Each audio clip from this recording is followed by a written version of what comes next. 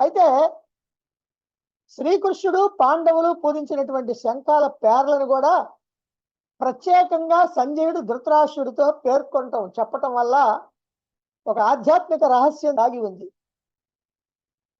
ధర్మరాజు, భీముడు, అర్జునుడు, నకులుడు, సహదేవుడు, శ్రీకృష్ణుడు ఈ 6 శంఖాల పేర్లు చెప్తున్నాడు సంజయుడు.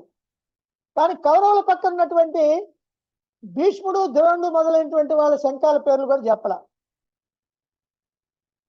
దీంట్లో ఒక ఆధ్యాత్మిక రహస్యం కూడా దాగి ఉంది. జాగ్రత్తగా వినండి, ఎందుకనంటే వెంటనే అర్థం కాదు.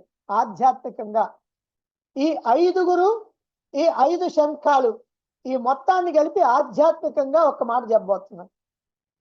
పంచభూతాలతో తయారైనటువంటి జడమైన దేహమే పాంచజన్యం. అన్ని పేర్లు వస్తాయి చూడండి. పంచభూతాలతో తయారైనటువంటి ఈ జడమైనటువంటి శరీరం పాంచజన్యం.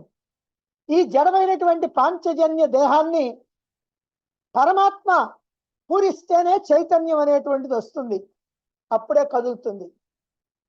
కాబట్టి ఇంద్రియాలకు అధిపతి అయినటువంటి హృషికేశుడు ఈ పాంచజన్యాన్ని పూరించాడు. ఇంద్రియాలకు అధిపతి అయినటువంటి హృషికేశుడు, హృషికాలకు అధిపతి, ఆయన ఈ పాంచజన్యాన్ని పూరించాడు. పాంచజన్యాన్ని పూరించేటప్పటికి నరుడిలో అంటే అర్జునుడిలో అద్భుత శక్తి ప్రవేశించింది. పరమాత్మ శక్తినిస్తేనే కదా మనకి శక్తి. కాబట్టి ఇప్పుడు అదిగో హృషికేశుడు ఆ శంఖాన్ని పూరించేటప్పటికి అర్జునుడిలో అద్భుతమైనటువంటి శక్తి ప్రవేశించింది. ఆ శక్తి అంతా ఏమిటంటే దైవదత్తం, దైవదత్తమైనటువంటి శక్తి.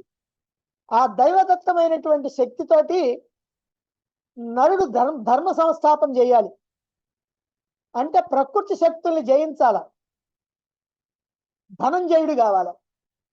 ప్రకృతి శక్తుల్ని జయిస్తే ధనంజయుడు అవుతాడు. అలా కావాలంటే భీమకర్మలు చేయాల, అంటే భయంకరమైనటువంటి సాహసోపేతమైనటువంటి కర్మలు చేయాల. అలా చేయగలిగినటువంటి వాడే ఉరుకోదరుడు. ఉరక ప్లస్ ఉదరుడు, ఉరుకోదరుడు. ఎంతైనా తిని జీర్ణించుకోగలిగినటువంటి వాడు, ఎంతటి భయంకరమైనటువంటి కర్మలైనా చేయగలిగినటువంటి సాహసవంతుడు. అతడి శంఖం ఏమిటి? విష్ణు చిహ్నం కలిగినటువంటి పౌండ్రం అనేటువంటి మహాశంఖం. అంటే భగవంతుణ్ణి ఆశ్రయించినందువల్ల అతడి కర్మలన్నీ ధర్మకర్మలు అవుతాయి. అయితే అవి ధర్మకర్మలే అయినప్పటికీ చేయాల్సింది ఎక్కడ?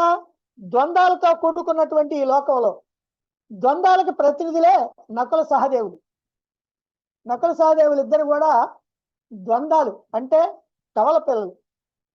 ద్వంద్వాలతో కూడినటువంటి ఈ లోకం పరమాత్మ యొక్క స్పర్శతో పులకించిపోయింది. పరమాత్మను ఆశ్రయించి ఆయన యొక్క స్పర్శతో ధర్మకర్మలు ఆచరించేవాడికి ధర్మ విజయం, అనంత విజయం లభిస్తుంది అని ఆధ్యాత్మిక సందేశం.